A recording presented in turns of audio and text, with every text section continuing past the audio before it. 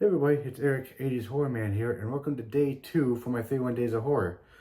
Today, I'll be doing a movie that was done in 2005, and this was put out by the company Full Moon. If you're familiar with the company Full Moon, they're known for doing like the Puppet Master movies. So, this movie I just recently showed off in my hall just last month, and I did borrow this movie from a friend of mine. And I watched it and I thought the movie was actually not too bad for what it was. And I know they did sequels to it for parts 2 and 3, which I never seen. But the movie that I'm talking about, that I'm going to be reviewing, is The Gingerdead Man. Now, The Gingerdead Man stars Gary Busey from Silver Bullet, Under Siege, Lethal Weapon, Eye of the Tiger, Point Break, and so much more.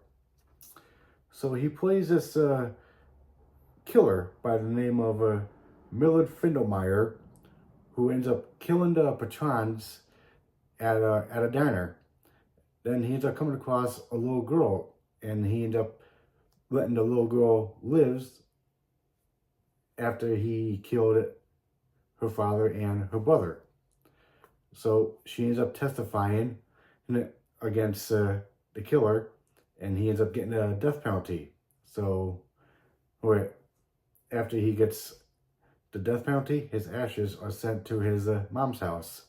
But jump forward years later, the little girl is now working at a local bakery, and then a package gets dropped off at the door for the bakery. And it turns out it's like the seasoning for the gingerbread that she needs. And also, where it's got the ashes of the killer inside that seasoning. So once she pours the seasoning along with the killer's ashes into the bucket that has the gingerbread seasoning labeled on it, one of the bakers accidentally cuts his hand and holds his wounded hand over the seasoning of the gingerbread, and the blood starts dripping into the seasoning of the gingerbread. Hit it.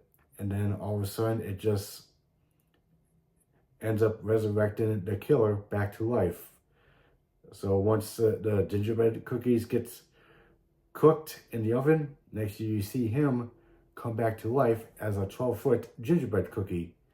And he starts going on his murderous rampage, killing anyone who gets in his way, but he mostly wants revenge on the girl who testified against him and sent him to the death penalty. So that's what the story is about for the Gingerdead Man.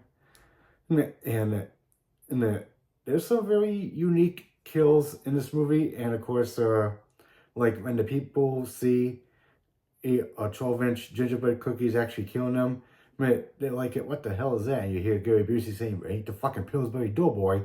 So